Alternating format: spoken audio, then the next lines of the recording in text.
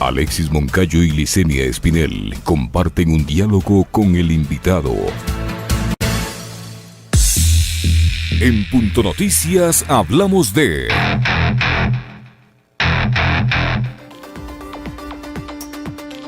Una vez terminado el estado de excepción el 13 de septiembre, el gobierno nacional ya no puede aplicar medidas como el toque de queda o la prohibición de reuniones y fiestas. Implementar mecanismos para contener los contagios del virus de la COVID-19 desde este día será competencia de cada municipio.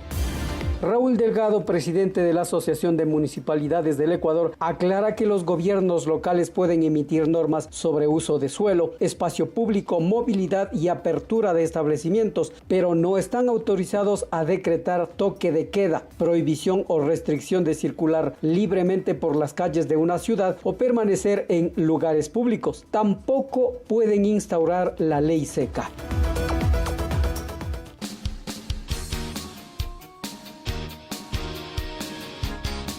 7 de la mañana con 44 minutos. Saludamos entonces al doctor Daniel Simancas. Doctor, buenos días. Bienvenido a Punto Noticias a través de Pichincha Universal. Le saludamos a Alexis Moncayo y quien le habla, Licenia Espinel.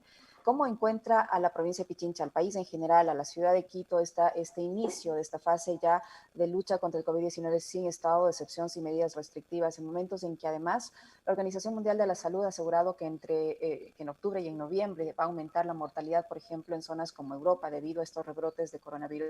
¿En qué estado comenzamos esta nueva fase, doctor? Buenos días, bienvenido.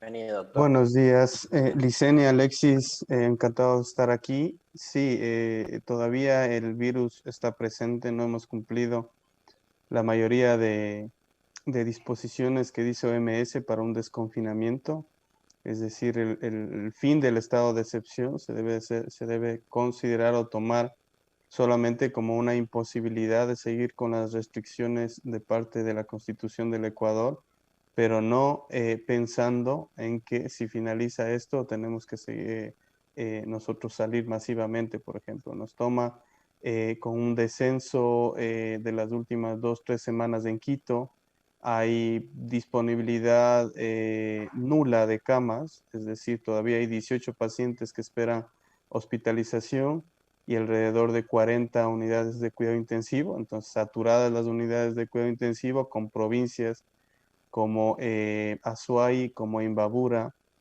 que todavía están levantando casos. En el centro del país se ha dado una leve disminución, pero definitivamente que esto probablemente nos haga daño porque si la gente no entiende que el virus no se ha ido, pues va a salir masivamente pensando que a través de quitar una disposición, el virus se va a ir por obra de magia y no es así. Así que no tenemos pruebas, no tenemos un sistema de vigilancia epidemiológica fuerte y lo que nos queda es apelar a la sensibilidad de la gente que empiece a cuidarse por sí sola ante el desamparo en estos momentos del gobierno.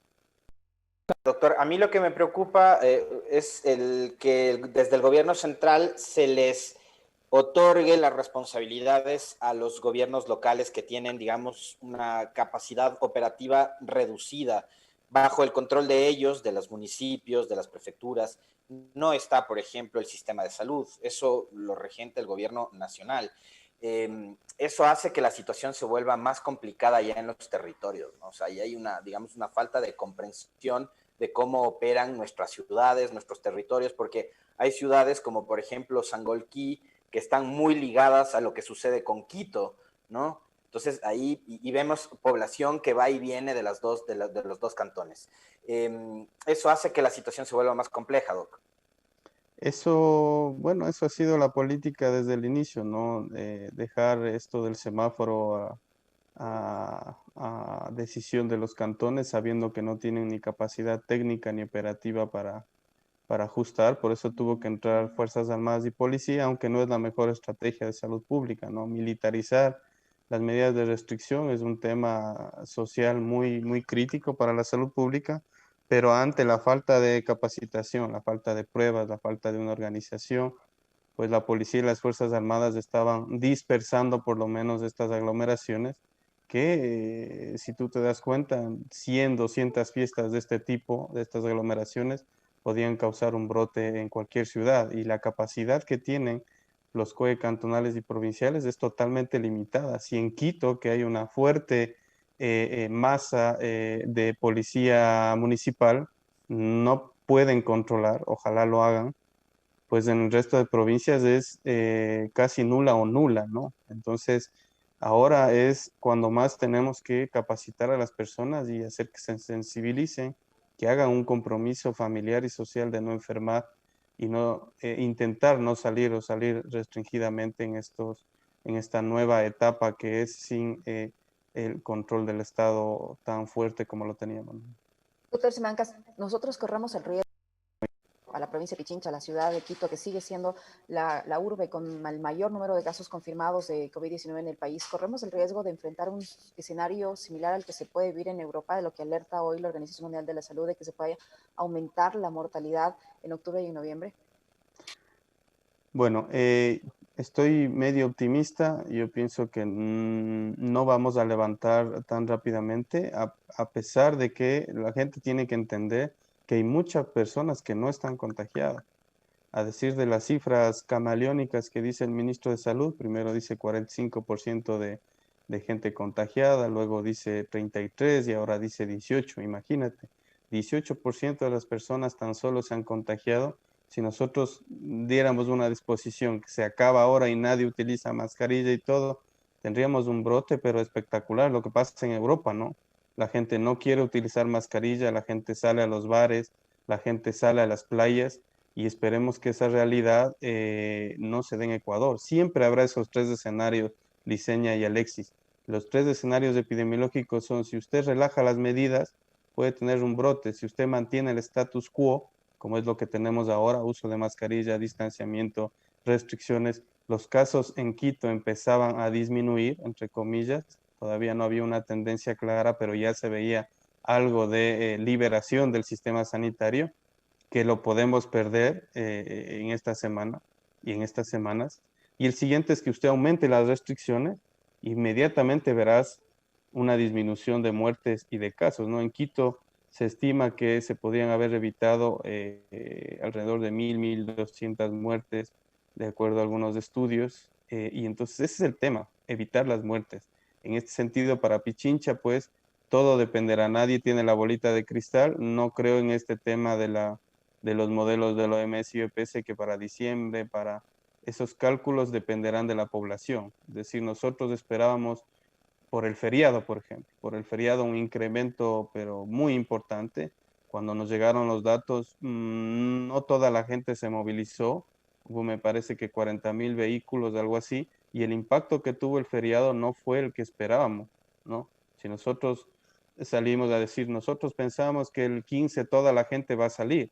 Si yo hago ese cálculo, pues tendrás un pico explosivo en la capital, pero todo dependerá de la conciencia de la gente y de la capacidad de las autoridades de poder controlar la movilidad, seguir con las restricciones, no ceder ante las presiones políticas y de grupos que obviamente se quieren reactivar, pero en estos momentos lo que debe ser primordial es la salud y evitar más muertes, porque tenemos 3.000 muertes en exceso en Pichincha, más de 3.000.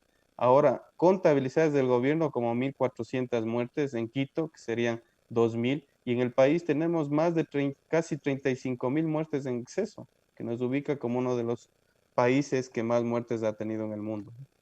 Doctor Simancas, en esta coyuntura, cuando ya se ha pasado la responsabilidad a la ciudadanía y a los gobiernos locales, ¿cuál es, digamos, la mejor forma o el mejor mecanismo, el más eficiente para evitar lo que usted nos decía en este momento, ¿no? O sea, evitar la mayor cantidad de muertes o tragedias? ¿Qué es lo que debemos hacer los ciudadanos?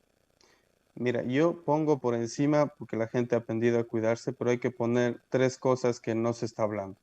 El primero es el confinamiento voluntario, ¿no? Esa decisión familiar de no salir masivamente al supermercado, de no salir 5 o 6 personas al cine.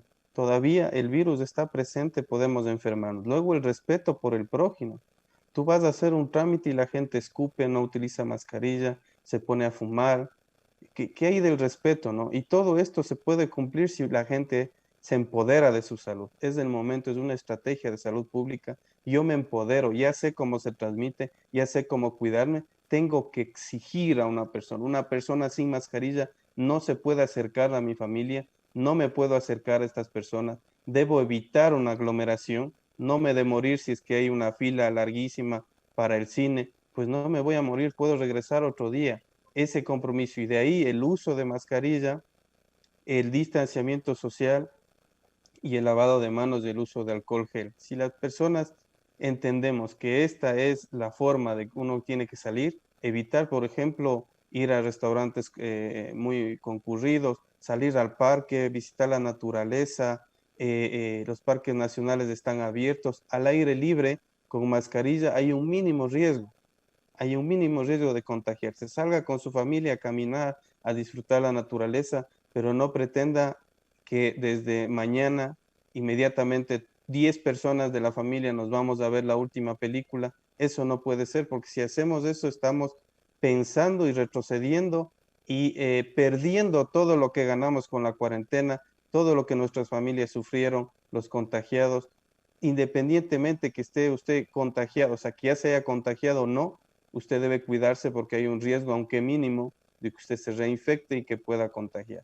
Así que todo el mundo, independientemente que le haya dado o no, independientemente de que su prueba sea positiva o negativa, que inundaron el país con pruebas rápidas que no sirven para nada, independientemente de estas pruebas, usted tiene que cuidarse y cuidar su familia. Todavía los adultos mayores no irles a visitar, no abrazarles, no besarles, no compartir una taza de café. Si quieren visitarles al aire libre, atrás de una ventana, conversando con una llamada telefónica. Así podemos salir de esta pandemia que no ha terminado en ningún país del mundo, ¿no?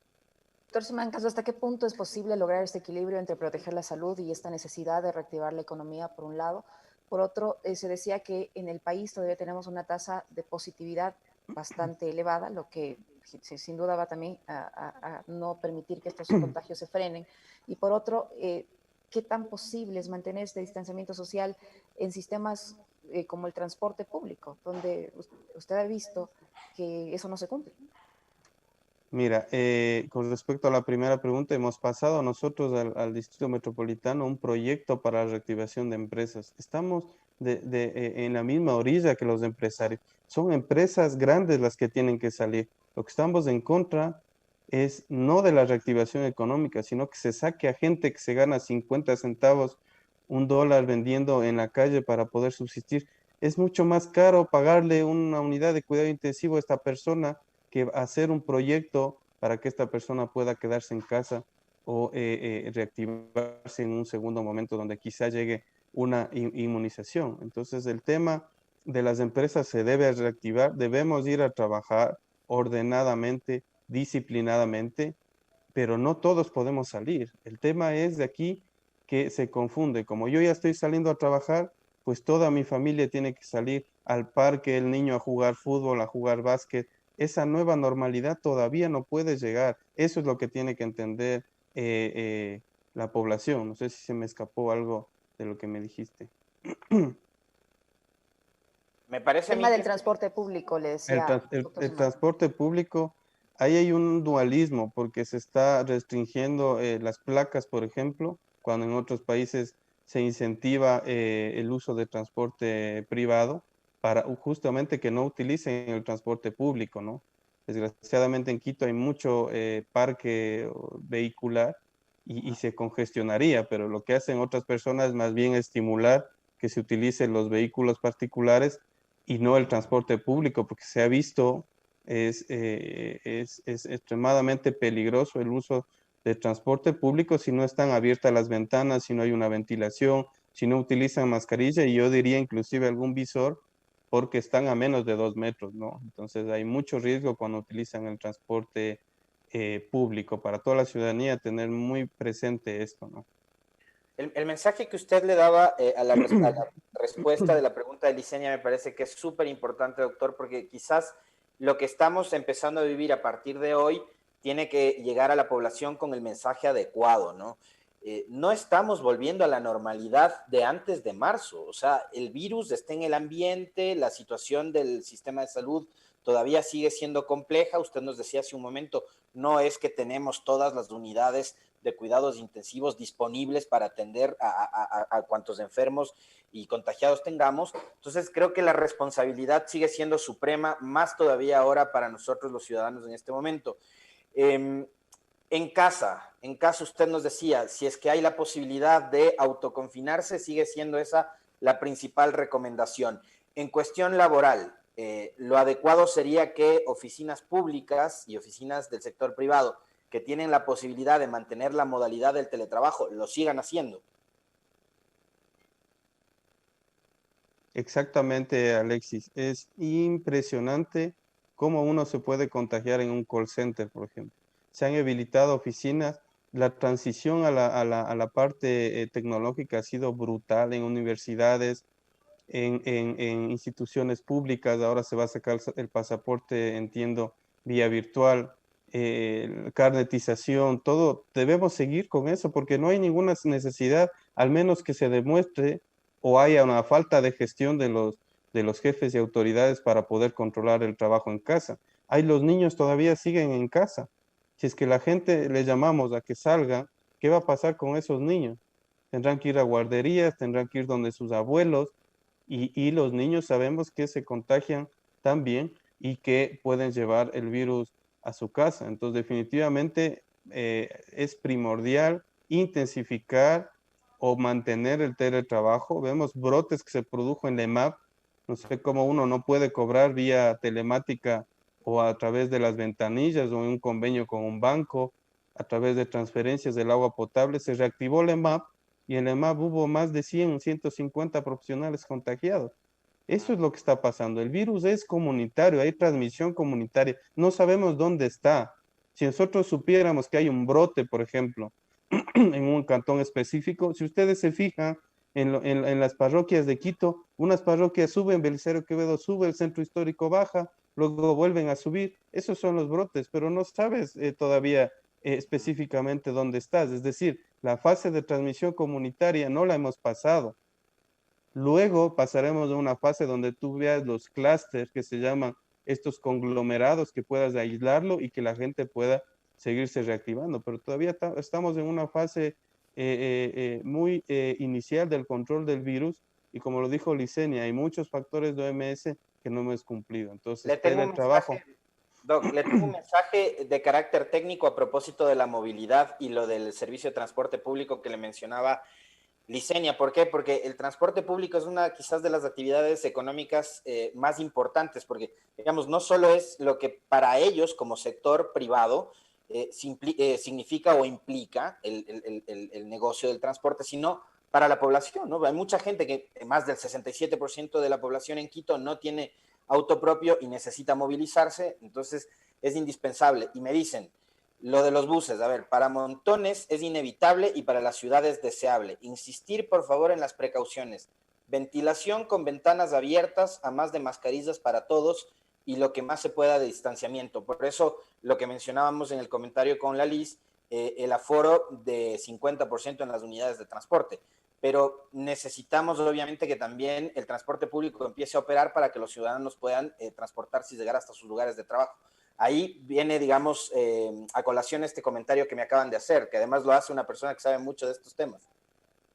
Exactamente, totalmente de acuerdo. Yo sé muy poco de transporte, pero lo que sí sé y son comentarios impopulares es que el transporte masivo pues genera un mayor riesgo. Nosotros hicimos en la Universidad UTE un proyecto de transporte solidario. Quizá esa idea podría ser, es decir, es menos riesgoso que una persona salga en su vehículo, lo que se hacía con el pico y placa, ¿no? Que salga en su vehículo con 2 personas que vayan atrás, bien protegidas y todo, que uno se suba con 40 personas quizá, porque esto de los aforos es relativo. No sé si lo puedan controlar, la verdad. Hay que ser muy realistas. Esto del 30%, 50%, es papel. Ustedes vayan a ver una parada y vean que la gente se sube, no respeta, el policía le quiere detener, el policía municipal, y la gente por poco y se baja a pegarle al municipal porque no le deja llegar. Entonces todo es un círculo, todo es un círculo, y a los jefes, a los profesionales, incentiven el teletrabajo, que ahí se reducirá el aforo y la movilidad. No es un tema de reactivar los buses, se puede hacer. Es más, creo que tienen alguna algún tipo de ayuda, ¿no? En estos momentos, gubernamental, algún tipo de impuesto que les exonere, porque ellos también obviamente han perdido muchísimo dinero. Doctor, se habla también de controles en los aeropuertos. Usted Ecuador se está diciendo que las personas que arriben al país van a tener que presentar una prueba PCR negativa, el resultado negativo de una prueba PCR, que tenga una validez de 10 días. Muy complicado. No hay una evidencia científica que te diga que esto de la temperatura, que esto de las pruebas. Usted puede tener una prueba negativa y en 3 o 4 horas se le vuelve positiva. Las pruebas son muy malas. Y yo, no sé, tal vez el tema de sitios que haya alto contagio, que una persona esté muy enferma y no le dejen subir, lo habitual, ¿no? Si usted está muy enfermo en el avión no le dejan subir. Quizá el control sintomático pueda ser mucho mejor que las pruebas. Una prueba rápida puede llegar a tener 60-70% de falsos negativos. Una prueba PCR puede llegar a tener el 30% de falsos negativos. Y la temperatura se presenta a veces, dependiendo de la población, en el 40 o 50% de las personas. Es decir, no todas las personas tienen fiebre. Y con un analgésico te puedes controlar perfectamente la fiebre. Entonces, y además te toman en el brazo, ¿no? En el brazo, donde es una de las zonas más frías del cuerpo, en la mano, donde tendrían que tomarte en la frente. Es decir, el control del aeropuerto le veo, la restricción sí, de los vuelos podría ser una alternativa, pero esto de exigir una prueba realmente no tiene sentido. Una persona que llegue tiene que seguir las mismas recomendaciones, decirle a la familia que probablemente en el avión se haya contagiado, que es una posibilidad, utilizan aire acondicionado, que eso incrementa el riesgo, y que esta persona tiene que familiarmente estar excluida. Pero si las personas no entienden, muy difícil. Esto de los hoteles que llegaban, creo que 40 o 50% rompieron el aislamiento. Entonces son estrategias inservibles ante una transmisión comunitaria que justamente en Ecuador no se ha controlado. Es decir, doctor Simancas, permítame, Alexis, solo una presión aquí. Si un familiar o cualquier persona llega del exterior, independientemente del destino del que venga, ¿cuántos días debería esperar para ponerse en contacto con el resto de su familia? Al menos 10 días. Y dependiendo de las nuevas guías son 10 días y una persona está asintomática, se le puede dar de alta luego que ha tenido un contagio. Eso es importante, ¿no? Que ellos hayan estado enfermos, hay que tomar en cuenta, sí, pero lo que se corre el riesgo es que haya habido un contagio en el avión.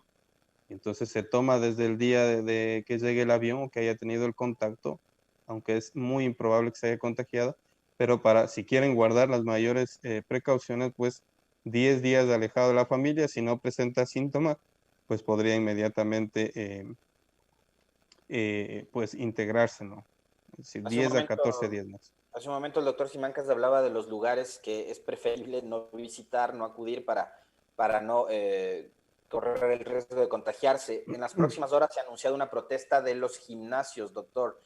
Dicen que esta etapa los ha llevado a una situación muy compleja, que es algo similar al tema del transporte, aunque no es el mismo tipo de servicio que es tan necesario, el transporte para que la gente pueda llegar a sus destinos, pero ya los propietarios de gimnasios han anunciado que van a protestar. Ellos exigen la apertura de estos lugares. ¿Qué tan recomendable es que se puedan abrir estos negocios? Comentario en popular, no se deberían abrir los gimnasios. Lo que sí se debería ayudar a estas personas, realmente yo tengo amigos que están pero quebrados, que no tienen nada. ¿Y por qué no habilitar estas canchas sintéticas? Porque el fútbol todavía no se ha reactivado. Y incentivarlos a que hagan estas actividades al aire libre, ¿no? Es decir, es mucho más seguro. El tema es que es un ambiente cerrado, no necesariamente los gimnasios, sino un restaurante que no tenga buena ventilación. Es un factor de riesgo, no solamente los gimnasios directamente. Obviamente el gimnasio por la transpiración, porque se saca la mascarilla, la gente debe estar consciente de algunas variables, ¿no es cierto? La ventilación que hay en un lugar que voy a estar, ¿no? La distancia que va a tener las personas, si van o no a utilizar mascarilla, si voy a una parte, por ejemplo, que esté al aire libre, que utilicen mascarillas, yo no tengo ningún problema. Pero si voy a un restaurante que sé que la gente se va a sacar mascarillas, que está a menos de 2 o 3 metros de distancia, ¿no? Y que no hay una buena ventilación, estoy corriendo grave riesgo, estoy Oiga, corriendo doctor, muchísimo riesgo. y en esa misma línea, el tema de las iglesias, porque digamos es un espacio que también donde se junta mucho la gente, hay cercanía, somos una sociedad que tenemos una influencia muy importante de la religión, una sociedad católica en gran medida, el tema de la paz, los abrazos, los saludos y demás. ¿Qué tan recomendable es ir a las iglesias? Veía este fin de semana un estudio de la BBC que ubicaba precisamente a las ceremonias religiosas in situ, a los temas, a los gimnasios, los espectáculos deportivos, como los lugares donde más riesgo se corre. ¿Qué pasa con las iglesias? ¿Qué debería suceder con las iglesias? A ver, las iglesias de alguna forma se les debería ayudar a hacer un programa para que puedan dictar misa fuera de la iglesia, evitando la aglomeración. Dentro de la iglesia es un escenario, pero escalofriante, ¿no? Imagínense, independientemente del aforo, hay iglesias que tienen aforo de 400, 500 personas, 100, 200 personas hablando constantemente, ¿no? Algunas utilizando no mascarilla, el padre gritando porque tiene que gritar o comunicarse. Si esta persona, el padre no utiliza mascarilla, pues hay el riesgo, como el virus se transmite por el aire, que vigile y es una zona mal ventilada. Definitivamente hay que apoyar a la fe, pero darle alguna estrategia, como te digo, ¿no? Quizá estas canchas podrían servir, en algún momento se ubicaron los mercados ahí, ubicar gimnasios, zonas de actividad física y religiosa afuera con un aforo determinado, con la distancia respectiva, todos usando mascarilla, podría ser una alternativa, pero la iglesia sí, no nos pueden exigir, porque además entendería que la fe no está dentro de la iglesia, sino pues en la convicción de cada persona, ¿no? Entonces podría ser alguna alternativa. Para finalizar, doctor Simancas, en actividades tan cotidianas como los mercados, por ejemplo, los mercados comunes y corrientes y los supermercados, ¿qué cuidados uno debe tener allí? Porque hemos visto ahora con ya desde este fin de semana que se anunció y hubo esa confusión en cuanto a que quién puede y no puede salir, muchísima gente abarrotó los supermercados y los mercados en una especie de normalidad, o sea, como hace mucho tiempo no lo veíamos. ¿Qué cuidados se debe mantener allí? Bueno, eso es lo que te decía, el compromiso familiar. Muchas personas han preferido el pedido a domicilio de verduras, de implementos. Hay gente que está vendiendo, no sé qué, cuál es la necesidad de ir a un supermercado y además acompañado, ¿no? Es decir, si hay algún producto que no lo tienen, la otra es buscar alternativas. Hay otros comerciales que venden detergente, por ejemplo, la gente va pretexto de comprar detergente al supermercado cuando el detergente lo puede conseguir en la tienda de la esquina y es una forma de reactivar su barrio y su sector o pedir a domicilio. Hay gente que está vendiendo a domicilio y yo no entiendo realmente este afán de ir a abarrotar a los supermercados y también el tema se puede comprar por tarjeta de crédito si es este el tema. Entonces yo sí no recomiendo acudir innecesariamente al centro comercial. Además, ves tú una lista larga de gente que va a comprar una bolsa de pan, una gaseosa y dos chocolates. Es una cosa inentendible. Y esa lista larga de esta primera fila, que es de pocos artículos, es impresionante. Eso se debería, por ejemplo, anular totalmente. Entonces, que se entienda, por favor, las aglomeraciones provocan contagios y los centros comerciales no tienen la ventilación apropiada, algunos de ellos, para ir a pasar mucho tiempo. El otro es el tiempo, ¿no? ¿Cuánto tiempo va usted a pasar en el centro comercial? Antes quizá uno sí iba a estar 5, 6, 7 horas ahí, que al cine, que a comer, que luego al supermercado. Eso es un riesgo terrible. Uno debería estar menos de 45 minutos en un lugar de estas características. Muy bien, doctor Simancas, le agradecemos muchísimo por haber aceptado esta entrevista. Necesaria, útil en estos momentos en que estamos trasladándonos a este escenario de ya no más restricciones, ya la responsabilidad, insisto, va a depender muchísimo de nosotros los ciudadanos y cómo enfrentemos esta situación, siempre guardando las medidas de bioseguridad, procurando mantener el distanciamiento físico, utilizando permanentemente la mascarilla, lavándonos las manos frecuentemente durante el día con abundante jabón y utilizando gel desinfectante y alcohol, ¿no? Le agradecemos mucho, doctor Simancas. Licenia, Alexis, un placer, un abrazo a todos los radioescuchas. Punto Noticias, para mentes críticas y libres.